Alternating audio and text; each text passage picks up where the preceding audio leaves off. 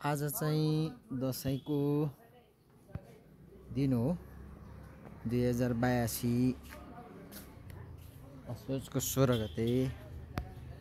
तर दिन चाहिँ भने एकदम यस्तो अवस्था छ, अँधेरो अवस्था छ, पानी पर्न खोजेको छ र बिहान चाहिँ पानी पनि परेको थियो। अहिले चाहिँ भने धुम्म भएको छ, अँधेरो भएको छ। 2082 को दसैँको दिन, आज टिकाको दिन रे भनेर भन्छ है। तर पानी चाहिँ सायद पर्ला जस्तो पनि देखिन्छ। पानी पर्छ नै होला, तर कतिखेर पर्छ। बिहान चाहिँ सिमसिम पानी परेकै थियो, र अहिले चाहिँ छैन। त्यसैले अहिलेको यो सालको दसैँ चाहिँ पानी झरीको दसैँ, हिले दसैँ होला जस्तै छ। सायद हुन्छ नै पनि होला, किनभने पानी जब असोज लागेदेखि अलिकति पानी पनि निकै पर्न सुरु गरेको छ र निकै दिन भयो अलिकति पानी पनि कन्टिन्यू परेको जस्तो देखिन्छ, परिराखेको छ। त्यसैले अहिलेको चाहिँ हिले दसैँ जस्तो देखिँदैछ। कतिखेर पानी पर्ने हो थाहा छैन। पानी पर्नलाई एकदम रेडी अवस्थामा छ। आकाशको हालत यस्तो छ, बादल पुरै कालो भएको छ। आजको मौसम अँधेरो छ, पानी पर्छ भनेर भनेको छ। स्थानीय मौसमको चाप पनि अलिकति भएकोले गर्दाखेरि पानी पर्छ भनिएको छन्। पर्न पनि सक्छ होला।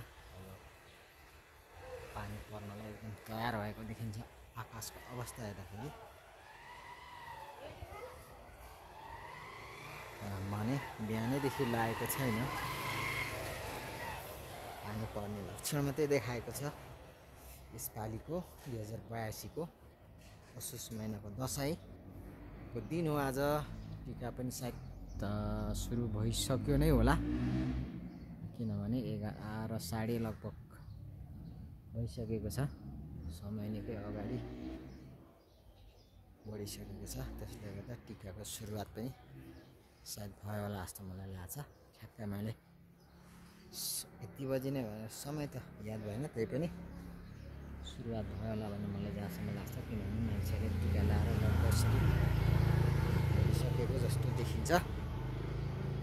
तर यसपालिको मौसम भने चाहिँ अलिकति पानी पर्ने भएकोले गर्दाखेरि अलिकति समस्या जस्तो देखिन्छ। टिका लाउनको लागि, आवाजात गर्नको लागि अलिकति पानीले भिज्ला जस्तो देखिन्छ। पानी पर्न नै खोजेको छ, यस्तो छ है यसपालिको दसैँको हालत हालचाल छ। यो चाहिँ काठमाडौँ भ्यालीभित्रको अथवा काठमाडौँ भ्याली वरिपरिको भिडियो हो। यहाँ चाहिँ यस्तो छ। अन्य जिल्लाहरूमा के छ, अब कस्तो छ,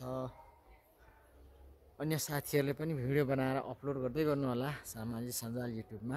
यो चाहिँ काठमाडौँ भ्यालीभित्रको हो। काठमाडौँ भ्यालीभित्रको पनि यो ललितपुर जिल्लाको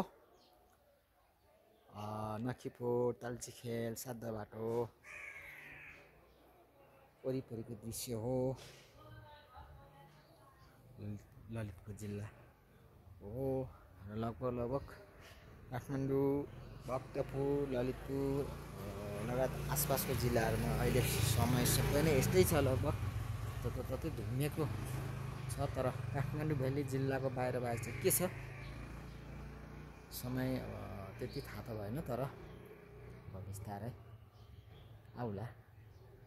केही साथीहरूले चाहिँ काठमाडौँ भ्याली बाहिरको समय पनि आजको दसैँको दिनको अपडेट दिँदै गर्नु होला।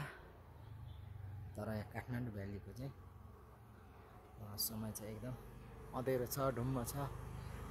बादलहरू चलिरहेछ, हलचल गरिरहेछ, यताउता चलिरहेछ। पानी पर्नलाई एकदम तयार अवस्थामा छ। कतिखेर पर्ने हो थाहा छैन। हिँडडुल गर्नलाई अलिक समस्या होला जस्तो देखिन्छ।